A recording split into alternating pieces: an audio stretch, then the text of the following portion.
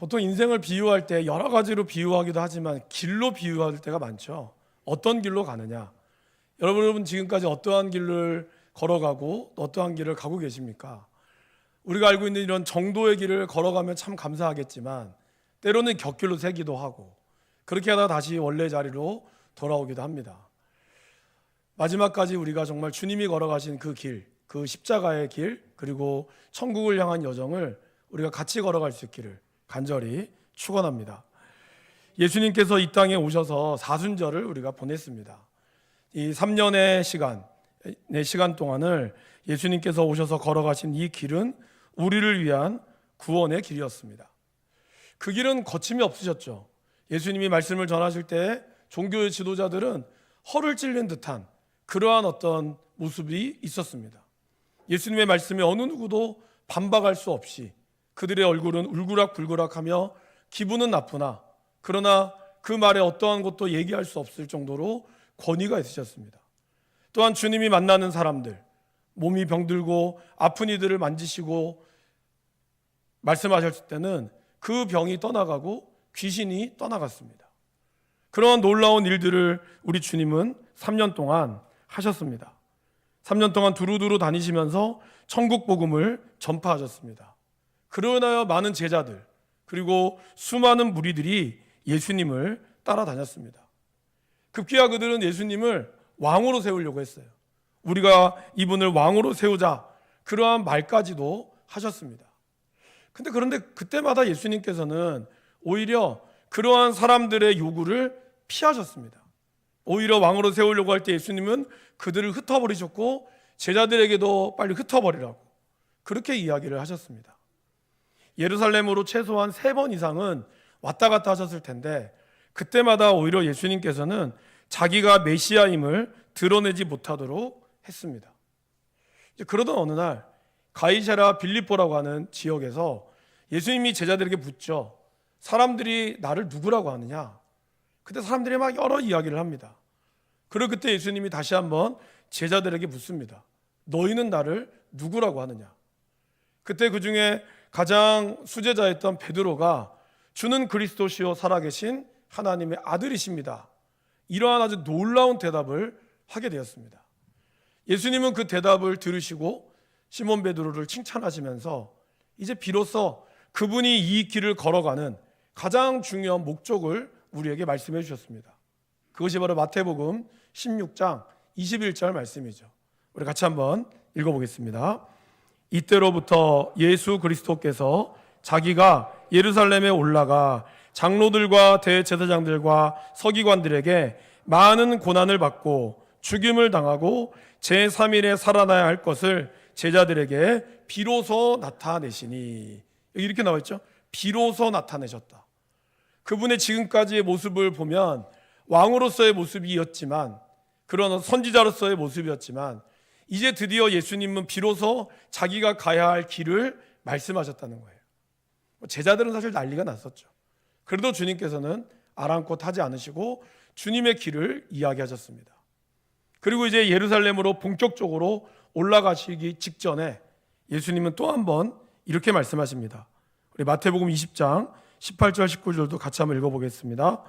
보라, 우리가 예루살렘으로 올라가노니 인자가 대제사장들과 서기관들에게 넘겨짐에 그들이 죽이기로 결의하고 이방인들에게 넘겨주어 그를 조롱하며 채찍질하며 십자가에 못 박게 할 것이나 제3일에 살아나리라.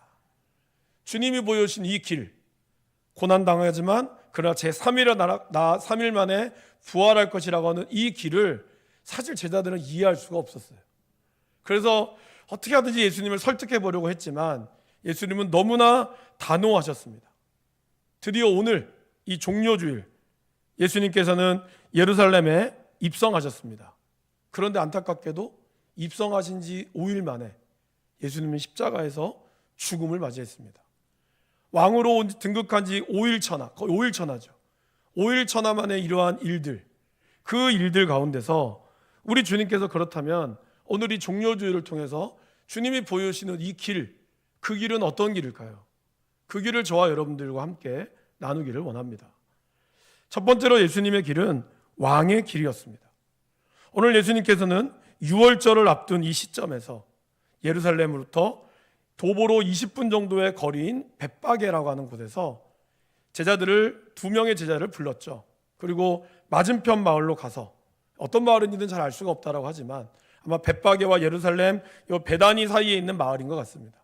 이곳에 가서 한 번도 타보지 않은 나귀와 그 나귀 새끼를 가지고 오라, 명령하십니다. 그러면 그 주인이 어디에 쓰십니까? 라고 물었을 때 주께서 쓰시겠다고 하라. 그리하면 즉시 너희에게 보내줄 것이다 라는 말씀을 하십니다. 정말 제자들이 가니까 거기에 나귀가 있는 거예요. 나귀와 나귀 새끼가 있었어요. 그래서 그들은 아무런 이유 없이 그냥 이 나귀를 풀러서 가져가려고 했죠. 그때 주인이 묻습니다. 도대체 당신 누굽니까? 이 나귀는 왜 가져갑니까? 그때 예수님이 말씀하신 것처럼 주님께서 쓰십니다. 이 말 한마디를 딱 했어요. 그때 주인은 두말 없이 즉시 그 나귀를 풀어서 주었습니다. 사실 여러분, 학자들마다 의혹이 있지만 이거는 사전에 계획된 것이 절대로 아닙니다. 우리 주님께서 이렇게 말씀하셨을 때 이 주인의 말에 순종했다라는 것이죠. 왜일까요? 바로 예수님을 왕으로 인정하셨던 주인의 모습이었다라는 것입니다. 예수님께서는 온 우주 만물의 왕이시라는 것을 이 나귀와 나귀 새끼를 통하여 보여주셨다는 것입니다. 그리고 그것에 바로 순종했던 이 주인의 모습을 말씀하십니다. 여러분, 우리는 어떻습니까? 여러분, 우리는 예수님을 왕으로 인정하고 계십니까? 왕은, 예수님은 이 모든 만물의 주인이시고 그분께서 원하는 대로 모든 것을 사용할 수 있습니다. 우리는 그것을 그렇게 고백하고 있습니까? 예수님께서 우리의 왕으로 오셨다고 한다면, 우리가 그 왕의 길을 믿는다면 왕이신 예수님을 위해서 무엇이든지 기꺼이 아끼지 않고 드릴 수 있는 사람이어야 한다라는 것입니다. 예수님께서는 우리를 지으셨습니다. 우리를 창조하셨습니다. 그리고 그분은 우리의 머리털까지도 세신 바 되신 분이십니다. 우리의 모든 속마음을 손바닥 들여다보듯이 훤히 꿰뚫고 계신 분이십니다. 그리고 그분은 우리를 수중에 넣고 얼마든지 움직일 수 있는 분이라는 것을 우리가 기억해야 합니다. 주님은 우리에게 모든 것을 주시지만 또한 모든 것을 거두어 가기도 하십니다. 우리는 그것이 이해가 되어질 수 없지만, 이해할 수 없을 때가 있지만, 그러나 그분이 왕으로 받아들일 때 우리는 그것을 순종할 수 있다라는 것이죠. 그리고 주님께서 우리가 원할 때, 하나님께서 이것을 가져간다고 하셨을 때, 우리가 주가 쓰시겠다라고 말할 때 기꺼이 내어드리는 것, 그것이 왕의 자녀로서 왕의 백성된 모습이다라는 것입니다. 그러나 예수님께서는 강제로 하기를 원치 않으세요. 여러분들은 얼마든지 하실 수 있지만, 그러나 그분은 자원하는 마음으로, 억지로 드리는 것이 아니라 기쁨으로 드리는 헌신을 받으신다라는 것입니다. 우리 예수님께서 왕으로 오셨다는 또 하나의 증거는 바로 유월절을 앞두고 들어가셨다는 데 있습니다. 여러분, 유월절이 뭘까요? 유월절은 이스라엘 백성들이 애굽에서 400년 동안 포로로 잡혀 있을 때 하나님께서 그들을 향한 하나님의 약속, 아브라함에게 했던 그 약속을 하나님은 들으시고, 그들의 울부짖음을 들으시고 그들에게 애굽으로부터의 그러한 해방, 탈출을 약속하신 것입니다. 그래서 유월절을 통하여 모든 장자의 죽음, 그들의 어떤 자녀로 볼 수 있는, 대표라고 볼 수 있는 장자의 죽음을 통해서 예수님께서는 이스라엘을 출애굽시켜 주셨습니다. 이러한 유월절을 이스라엘 백성들은 매일 기다리며 지금 로마의 압제로부터, 지금 우리의 압제로부터 구원해 주실 이 메시아를 간절히 기다렸다라는 것입니다. 그런데 마침 오늘 예수님께서 이러한 나귀를 타고 오셨을 때 그들은 이 예언이 이루어진 것처럼 열광했다라는 것이죠. 군중들이 종려나무 가지를 흔들며 호산나 외쳤을 때 그들은 예수님을 환영했습니다. 그 소리가 얼마나 큰지 21장 10절에 보시면 온 성이 소동하여 이루었다고 얘기합니다. 정말 천지가 울리는 이러한 엄청난, 땅이 흔들렸다라고 하는 뜻이거든요. 땅이 흔들릴 정도로 예수님의 예루살렘 입성에 사람들이 물은 거예요. 도대체 누구냐? 누구길래 이 예루살렘 이 큰 성이 소동이 일어났습니까? 라고 물을 정도로 예수님의 이 예루살렘 입성은 엄청난 환호성과 사람들의 기대 가운데 있었다라는 것입니다. 근데 여러분, 예수님이 지금까지 우리가 이 복음서를 말씀을 읽어보면요, 한 번도 예수님은 어디를 가시든지 나귀를 타고 가셨다는 적이 없어요. 말을 타신 적도 없습니다. 예수님은 언제나 그 200km 되는 거리들, 이 거리들을 제자들과 함께 늘 걸어 다니셨습니다. 근데 이제 예루살렘을 앞두고, 그것도 약 한 2km밖에 안 되거든요. 이 벳바게라는 마을에서 예루살렘까지는 20분이면 충분히 걸을 수 있는 거리입니다. 그런 걸을 수 있는 거리에 왜 굳이 나귀를 타고 가셨을까요? 너무 다리가 아파서 걸으셨을까요? 스가랴 9장 9절에 보면 예수님께서 메시아가 온다, 이스라엘을 구원할 메시아는 어떻게 오실 거를 이렇게 예언하셨습니다. 9절 말씀을 같이 읽어보겠습니다. 시온에 따라 크게 기뻐할지어다, 예루살렘에 따라 즐거이 부를지어다. 보라, 내 왕이 내게 임하시나니 그는 공의로우시며 구원을 베푸시며 겸손하여서 나귀를 타시나니 나귀의 작은 것 곧 나귀 새끼니라. 스가랴에서는 이렇게 예언했다는 거죠. 우리를 구원할 메시아가 오실 때는 그분은 겸손하셔서 나귀를 타고 나귀의 작은 것 곧 나귀의 새끼를 타고 오신다는 것이었습니다. 그러게 예수님은 그 짧은 거리, 굳이 나귀를 타지 않아도 될 거리를 일부러 타신 거예요. 그분의 왕됨을 보여주기 위해서. 그리고 이스라엘 백성들은 호산나, 우리를 구원하소서라고 그들을 외쳤습니다. 이 외침조차 시편의 말씀의 예언의 말씀이었다라는 것입니다. 같이 한번 읽어보실까요? 여호와여 구하옵나니 이제 구원하소서.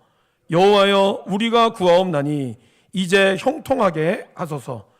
여호와의 이름으로 오는 자가 복이 있으며 우리가 여호와의 집에서 너희를 축복하였도다. 바로 이 호산나, 우리를 구원하소서, 이 시편 118편의 말씀이 바로 이 예언의 말씀대로 예수님은 입성하셨다라는 것입니다. 이러한 왕의 길, 왕으로의 길을 우리는 어떻게 해야 될까요? 바로 그분을 찬양하고 그분 앞에 순종함으로 나아가는 것이다 라는 겁니다. 하나님을 찬양하고 왕이신 하나님을 높이는 것이 우리 하나님의 백성이 가지고 있는 특권이고 또한 마땅한 도리입니다. 저와 여러분의 입술에서 이번 한 주간 우리 주님을 향한 찬양과 감사가 넘쳐날 수 있기를 간절히 바랍니다. 그분이 우리의 구원자이시고 그분이 우리의 왕이시라는 것, 그 예수 그리스도를 선포할 수 있는 우리 모두가 될 수 있기를 간절히 축원합니다. 두 번째로 예수님의 길은 고난과 순종의 길입니다. 오늘 분명히 이렇게 왕으로 오셨어요. 사람들이 이렇게 왕으로 인정하면서 오셨지만 사실 예수님의 통치 방식은 3년 동안, 그리고 그분이 다스리는 방식은 이 세상과 너무나 달랐습니다. 사람들은 예수님을, 그리고 메시아를 기대했던 모습이 뭐였을까요? 다윗과 같은 메시아를 기대했어요. 전쟁에 뛰어나고 그리고 뭔가 대장부와 같은 풍채, 이런 모습으로 그들은 기대했다라는 것이죠. 근데 이사야 53장에 보면 메시아의 모습을 이렇게 묘사하고 있습니다. 그는 주 앞에서 자라나기를 연한 순 같고 마른 땅에서 나온 뿌리 같아서 고운 모양도 없고 풍채도 없은즉 우리가 보기에 흠모할 만한 아름다운 것이 없도다. 그는 멸시를 받아 사람들에게 버림받았으며 간고를 많이 겪었으며 질고를 아는 자라. 마치 사람들이 그에게서 얼굴을 가리는 것 같이 멸시를 당하였고 우리도 그를 귀히 여기지 아니하였도다. 2절에 뭐라고 나와 있죠? 마른 땅에서 나온 뿌리 같다. 이게 좋은 말로 이런 거지, 우리말로 쓰면 뭘까요? 삐쩍 꼴았다 이 뜻입니다. 그러니까 예수님의 모습이 삐쩍 꼴은 거예요. 여러분, 제가 이제 나이가 이제 그런 분이 얘기하시더라고요. 저 정도 체격은 좀 살이 찐 거지만 나이가 들면 어느 정도 체격이 좀 있어야 없어 보이지 않는다. 너무 마르면 사람이 없어 보인다. 제가 이런 얘기를 좀 들은 적이 있거든요. 여러분 어떠십니까? 이왕이면 삐쩍 꼴은 사람보다는 그래도 조금 체격이 있는 사람이 듬직해 보이지 않겠습니까? 우리들도 무엇인가 뭔가 좀 체격이 막 뚱뚱한 것이 아니라 좀 이렇게 듬직한 사람을 좀 더 의지하고자 하는 경향이 있습니다. 우리 모두 다 그런 어떤 외모를 볼 수밖에 없다는 것이죠. 근데 예수님의 모습은 정말 마른 땅에서 나온 뿌리 같아서 고운 모양도 하나도 없다 그랬어요. 풍채도 하나도 없었어요. 바람만 불면 넘어질 것 같은 그러한 연약한 모습, 그러한 모습이 예수님의 모습이었다라는 것입니다. 사실 그분이 나귀를 타고 오신 것도 그렇게 좋은 일은 아닙니다. 왜냐하면 다윗 시대 이후로 전쟁에서 승리한 모든 정복자들은 언제나 전차 내지는 군마를 탔습니다.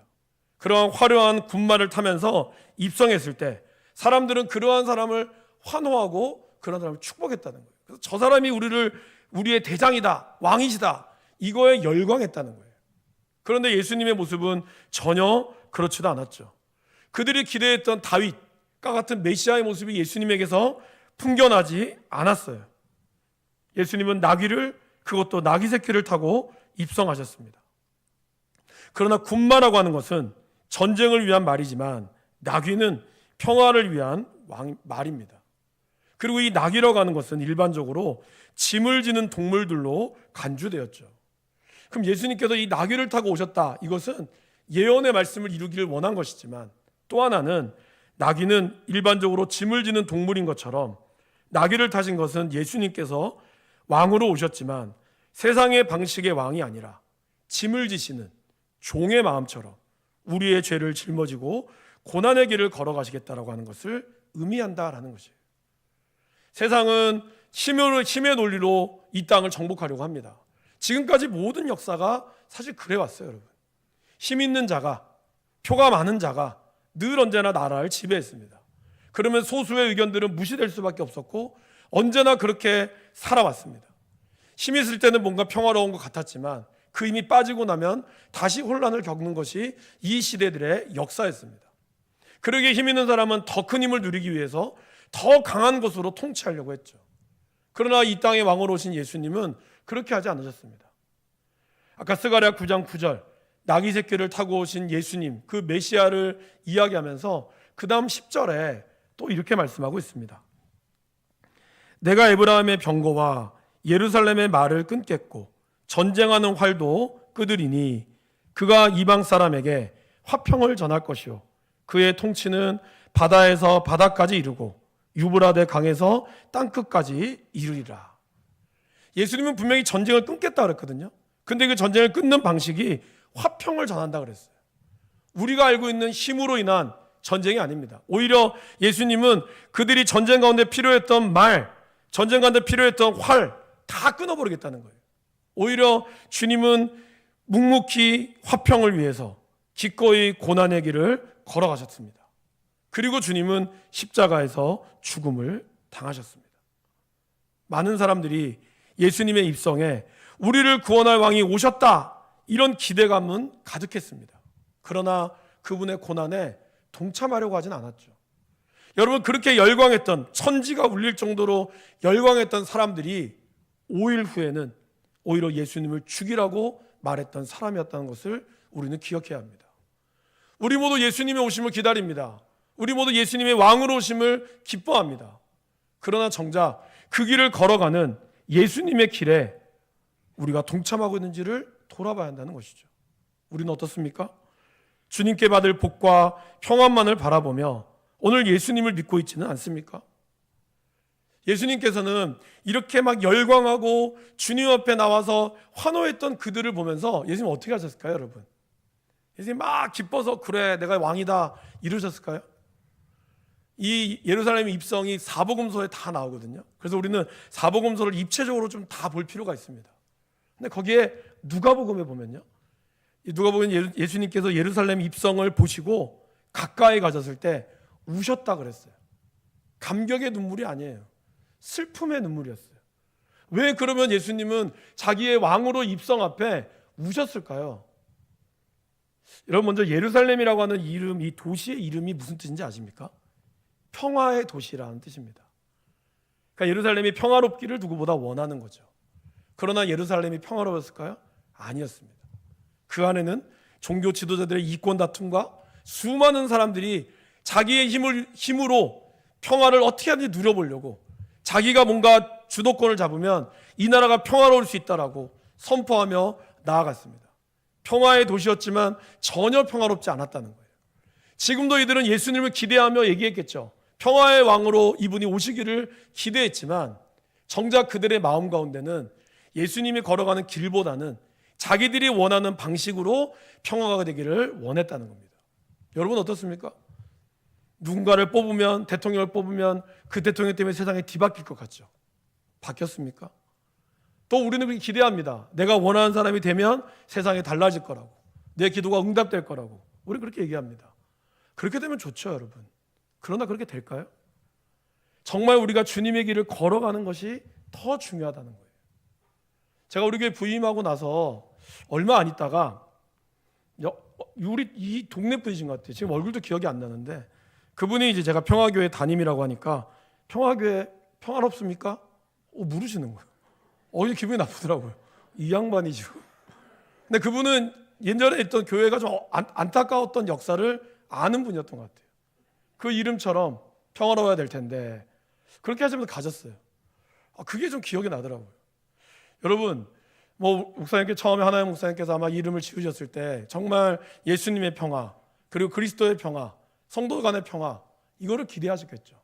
그 기대가 틀린 것은 아니었습니다. 그러나 여러분, 이름만 짓는다고 우리가 평화로워집니까?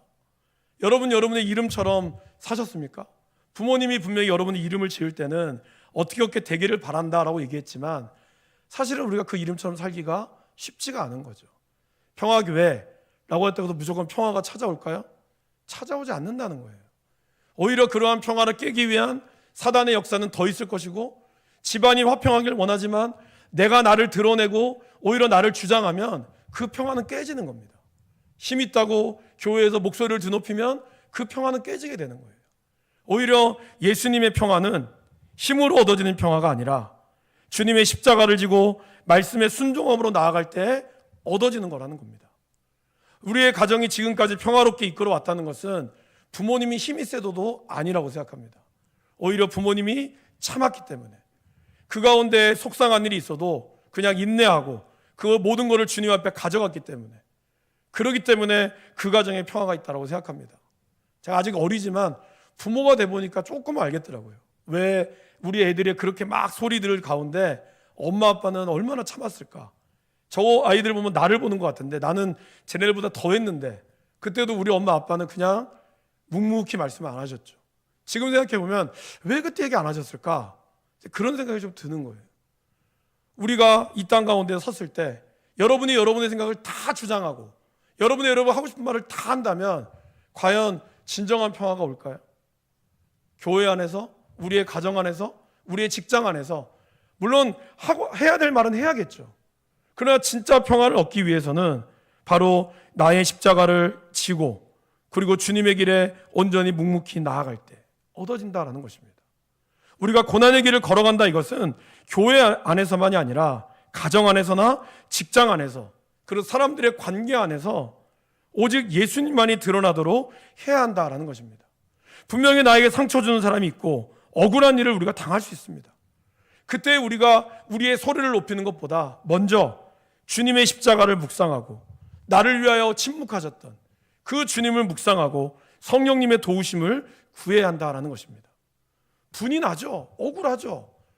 그러나 그 분 가운데서도 죄를 짓지 않도록 우리가 늘 하나님의 인도하심을 바라야 한다는 거예요. 왜요? 사도 바울은 뭐라고 그럽니까?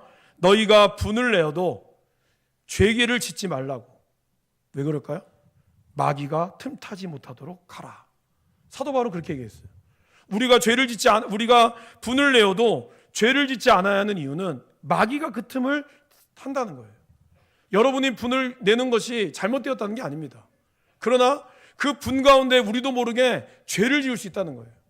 그것이 더해져서, 그럼 마귀가 그때를 틈타서 교회 안에, 우리의 가정 안에, 우리의 직장과 나의 인생 가운데 들어온다는 겁니다. 우리는 이 주님의 십자가를 기억해야 한다는 거죠. 오히려 그 영혼을 위하여, 나에게 상처 주고 나를 분노하게 만드는 그 영혼을 위하여 긍휼한 마음으로 기도해야 한다라는 것입니다. 그러게 어쩌면 우리 교회가 그런 어려움 가운데서도 정말 바보만 남았다라고 제가 많이 들었거든요. 근데 그 바보 같은 분들의 기도와 인내가 하나님께서 이 평화교회를 이끌어가고 있다고 생각합니다. 주님이 이끌어가시는 교회, 앞으로도 하나님이 경영하시는 교회가 될 수 있기를 원합니다. 그래서 정말 목사로가 이끌어가는 게 아니라 모든 성도들이 하나님의 길을 걸어가며 순종하며 나아갈 때, 비록 그 길이 때로는 어려울지라도 그러나 그 길 가운데 걸어갈 때 하나님이 우리에게 궁극적으로 마지막 길, 바로 부활과 승리의 길을 걷게 될 것입니다. 여러분, 이스라엘이 종려나무를 흔들었다고 했잖아요. 이 종려나무가 뭘까요? 먼저 종려나무는 이 생물학적인 영어 학명이 피닉스죠. 바로 불사조입니다. 그럼 도대체 이 나무가 어떻길래 이 불사조라는 별명이 붙었을까요? 종려나무는 그 나무의 밑둥을 딱 자르잖아요. 자르고 거기에다가 불을 붙여도 나중에 시간이 지나면 그 그루터기에서 싹이 나고 자란다고 합니다. 그만큼 생명력이 강한 거예요. 이스라엘 백성들이 이러한 종려나무 가지를 흔들었던 것은 바로 우리가 지금껏 로마의 압제로부터 또 헬라의 압제로부터 몇 년 동안 포로를 끌고 다니고 그리고 디아스포라 돼서 막 흩어졌지만, 그러나 다시 우리 하나님 메시아가 오시면 우리가 승리할 것이다, 우리는 죽지 않았다, 이거를 보여주기 위해서 그 예수님을 그들이 외쳤던 거예요. 물론 그들이 바라는 대로 예수님이 왕으로 오신 건 아니시지만 분명히 예수님은 죽으셨다가 3일 만에 다시 부활하셨습니다. 그리고 그 부활의 승리로 고난당하고 십자가의 죽음 가운데서 죽으셨고 다시 부활하심으로 모든 이름 위에 뛰어난 이름을 받으시고 하늘에 있는 자들과 그리고 땅에 있는 자들과 땅 아래에 있는 모든 자들로 예수님의 이름 앞에 무릎을 꿇게 하실 것입니다. 바로 진정한 승리자가 예수님이라는 것을 오늘 부활의 길을 통하여 우리에게 보여주고 있다라는 것이죠. 그러기에 우리가 예수님의 길을 걸어가는 것, 이 길을 묵상하는 것, 참 중요하다라는 것이죠. 저는 얼마 전에 며칠 전에 보네포라고 하는 영화를 봤습니다. 안타깝게 이 평일밖에 안 하더라고요. 이게 아마 이 극장이 돈이 안 되니까 별로 안 하는 것 같아요. 그래서 시간을 내서 좀 봤는데, 그 보네포 목사님은 히틀러의 암살단에서 있었고 스파이로서 독일병에도 붙었다가 어떻게 보면 박쥐와 같은 그러한 인생을 살았습니다. 그 이유는 다 하나였어요. 바로 목회자로서 하나님의 나라가 세워지기 위하여 히틀러와 같은 악마를 죽여야 한다는 거였죠. 많은 사람들이 보네포를 너무나 아껴서 보네포는 실패했을 때 미국으로 망명도 갔었습니다. 사람들이 그를 이렇게 보냈어요. 그러나 그는 다시 망명 가자마자 다시 돌아왔어요. 왜요? 오히려 자기는 이 독일에 있는 국민들과 함께 하겠다고. 사실 독일의 많은 교회들이 히틀러를 지지했거든요. 근데 그럼에도 불구하고 보네포는 끝까지 함께 했습니다. 암살은 실패했고 보네포는 결국 교수형에 처해졌어요. 감옥에 있을 때 거기 있는 수많은 사람들이 보네포에게 물었습니다. 당신의 하나님은 도대체 어디 있습니까? 하나님이 살아있다면 왜 저는 히틀러와 같은 악마를 살려두고 있죠? 그러면서 이 보네포는 고뇌했어요. 마지막 그가 죽음의 순간을 앞두고 전날 4월 8일 전날 그를 아끼는 또 다른 병사가 그를 찾아와서 당신을 위해서 여권과 돈을 다 마련해 두었습니다. 당신은 도망가면 가면 됩니다. 도망가셔서 이 일을 낱낱이 알아주세요. 당신만이 그 일을 할 수 있습니다. 당신은 자격이 됩니다. 그러나 보네포는 그렇게 대답합니다. 아닙니다. 여기 있는 감옥에 갇혀 있는 우리 모두가 자격이 있습니다. 나는 이들과 함께 할 것입니다. 그때 여러분 어떤 일이 벌어졌는지 아세요? 그렇게 당신의 하나님이 어디 있습니까? 라고 했던 사람들이 마지막 날 저녁에 보네포에게 얘기합니다. 당신이 우리의 목사가 되어 주십시오. 그리고 우리를 위하여 성찬을 베풀어 주십시오. 보네포 목사님은 그들과 함께 예수님의 피와 예수님의 살을 나누는 성찬식을 마지막 날 거행했습니다. 그리고 보네포 목사님은 4월 9일 날 교수형에 처해졌죠. 너무나 안타깝고 너무나 패배한 죽음 같았습니다. 그런데 그로부터 3주 후에 히틀러가 자살을 했습니다. 하나님께서 우리 가운데 어떻게 역사할지 우리는 알 수 없습니다. 제가 어제 유튜브에서 잠깐 유퀴즈에 나오는 박진영 씨 인터뷰를 잠깐 봤거든요. 그 박진영 씨 그 인터뷰 그거였어요. 하기 싫은 일을 해야 한다.